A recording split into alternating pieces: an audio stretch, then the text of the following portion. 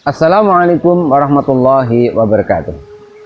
Nahmadukallahumma kama ammartana an nahmad wa nusalli wa nusallimu ala sayyidina Muhammadin wa ala alihi wa ashabihi wa tabi'in wa tabi'ihim bi ihsanin ila yaumil liqa'illahis samad. Amma ba'du. Kaum muslimin, pemirsa Baitul Jannah TV yang dimuliakan Allah Subhanahu wa taala. Alhamdulillahirabbil alamin, kita haturkan rasa syukur kita kepada Allah Subhanahu wa taala atas segala nikmat-nikmat yang telah Allah anugerahkan kepada kita. Semoga nikmat demi nikmat yang Allah berikan kepada kita makin menambah, makin meningkatkan keimanan kita kepadanya. Salawat dan salam kita haturkan kepada junjungan kita, kekasih kita, tauladan kita, Rasulullah sallallahu alaihi wasallam. Mudah-mudahan kita diberi syafaatnya di hari kiamat nanti. Amin ya rabbal alamin. Alhamdulillahirabbil alamin. Pada kesempatan kali ini kita masih bisa melanjutkan kajian kita di kitab Tauhid Jawahirul Kalamiyah, yang kali ini kita akan membahas tentang hikmah dari adanya para nabi dan rasul memiliki sifat-sifat basyariah, yaitu sifat-sifat kemanusiaan. Kita tahu bahwa walaupun para nabi dan rasul memiliki mukjizat-mukjizat, namun sebagai pribadi, sebagai manusia, mereka pun mengalami segala hal yang juga dirasakan oleh manusia pada umumnya. Yang mana walaupun mereka mengalami hal-hal tersebut, seperti halnya rasa lapar, rasa haus, kadangkala juga mereka mengalami sakit, namun semua itu tetap tidak mengurangi derajat kenabian dan kerasulan mereka. Mereka tetap manusia-manusia terpilih, manusia-manusia agung. Apa hikmahnya Allah tetap bahwa para nabi dan rasul ini memiliki sifat-sifat basyariah tadi, sifat-sifat layaknya manusia biasa? Disebutkan di kitab Jazariyah ini, al-hikmatu fi luhukil amrodi wal alami bil anbiya alaihimus salatu wassalam ma kaunihim khairul bariyah wa kauni sahatihim al ujub bariyatan ayyudoma ajruhum. Di antara hikmah bahwa para nabi dan rasul mereka juga ada kalanya tertimpa sakit misalkan, sekalipun mereka adalah manusia-manusia yang terpilih, sekalipun mereka itu juga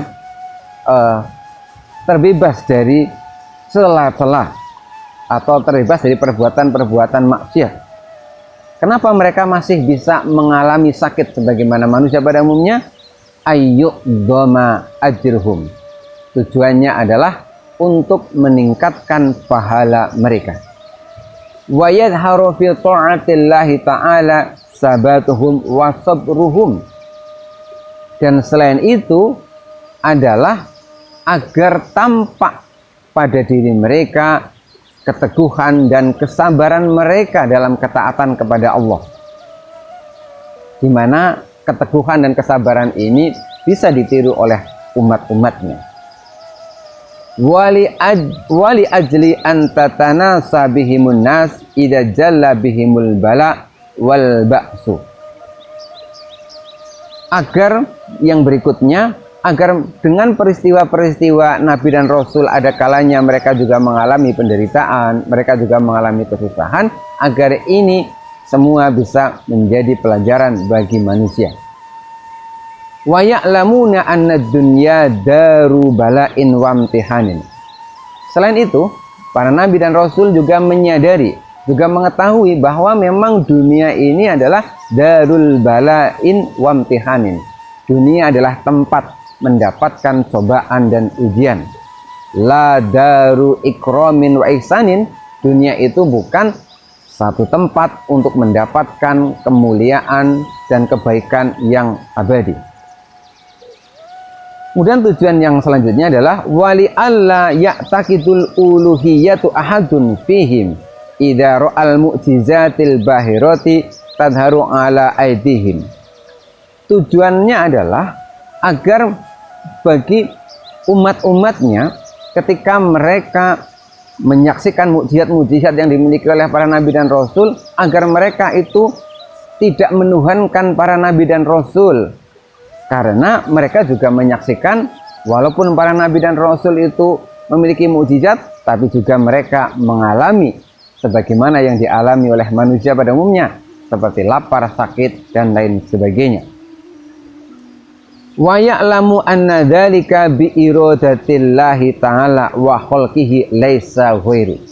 Dan agar semua orang itu bisa mengetahui bahwa apapun yang terjadi para nabi dan rasul dan pada seluruh manusia, semuanya adalah bi iradatillahi ta'ala, semuanya atas kehendak Allah Subhanahu wa taala, wa khalqihi, dan atas penciptaan Allah Subhanahu wa taala, laisa ghairu, bukan yang lain. Wa annahum wa in aduma qadruhum wa jala amruhum fa huwa abidun ajizuna manjal bin naf'i wa daf'il basari.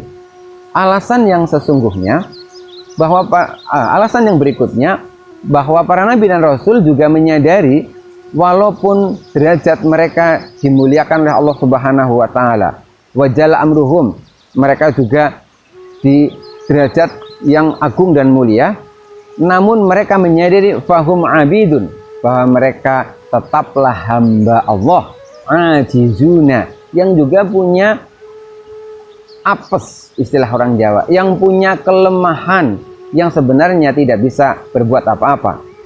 Manjal bin naf'i, untuk bisa mendatangkan satu kemanfaatan, wadaf'id dorori, ataupun juga untuk menolak sebuah bahaya.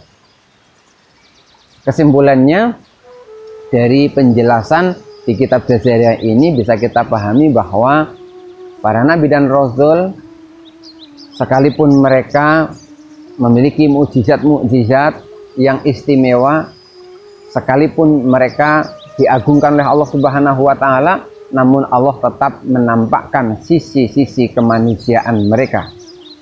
Mereka pun akan mengalami sebagaimana umumnya yang dialami oleh manusia pada umumnya, seperti lapar, haus, sakit, dan lain sebagainya. Namun semua itu tidak mengurangi derajat kenabian dan kerasulan mereka. Kenapa Allah menetapkan para nabi dan rasul tetap memiliki sifat basariah seperti itu? Agar diantaranya ini bisa menjadi pelajaran untuk kita umat-umatnya. Misalkan kita sedang mengalami satu penderitaan, maka kita bisa mengenang bahwa nabi kita juga pernah mengalami hal yang sama. Kemudian ketika nabi kita mengalami ujian dan cobaan dan penderitaan, kemudian tampaklah di situ keteguhan dan kesabaran mereka. Di sini pula kita bisa meneladani. Kita bisa meneladani dari Rasulullah SAW. Misalnya, Rasul pun pernah merasakan lapar. Saking begitu laparnya karena tidak ada makanan, maka Rasul sampai mengganjal sabuknya dengan batu. Rasul pun sering mengalami kondisi lemah, misalkan mengalami sakit dan lain sebagainya. Kaum muslimin, pemirsa Baitul Jannah TV yang dimuliakan Allah Subhanahu wa taala.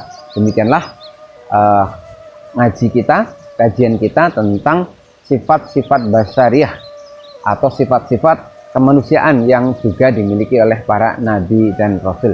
Mudah-mudahan makin menambah keyakinan kita untuk percaya kepada para nabi dan rasul.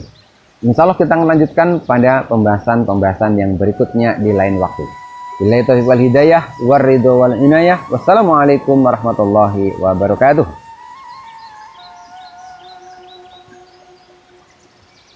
Alhamdulillah,